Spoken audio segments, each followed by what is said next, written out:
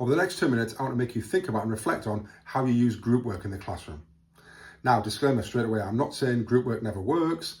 All I'm going to get you to reflect on is how effective is it in the classroom. And quite often I see teachers use group work activities. I'm not just talking about in our trust, I'm talking about nationally. And what happens is they set students off into a group task, and traditionally, unfortunately, one or two of the students do far less work than some of the other ones. And I'm not often sure how much value that adds to the task, apart from students working together. But what does working together really mean?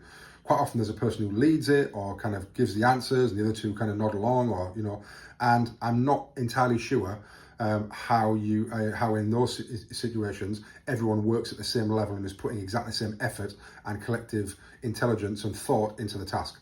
So ways around that.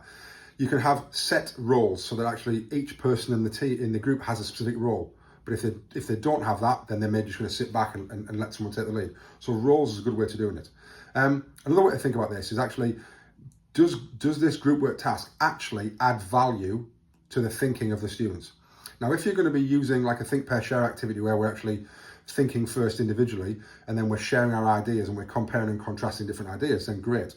But if it's just, I'm going to put students in groups because I like to do group work or they like to work in groups, how much of that is actually adding to the task?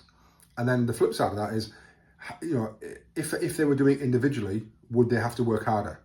Generally, the answer to that is probably yes. And do I really need them to work in a group? Why am I actually creating this group work task? Is it because I want different opinions, or am I just setting up a group work task because I think I need to do something different and work in the groups? Lots of times we want to know what an individual thinks. We want to know what Sam, what Harry, what Jack think.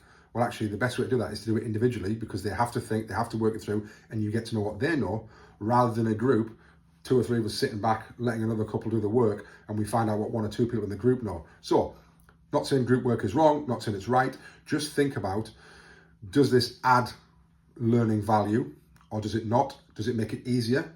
Or actually, do I want to know what one person knows, and would it be better to do it individually? So, just think about this when you're structuring your lessons. Should it be group work? Should it be individual? If it's group work, why? And why is that adding value to the task rather than just doing something different?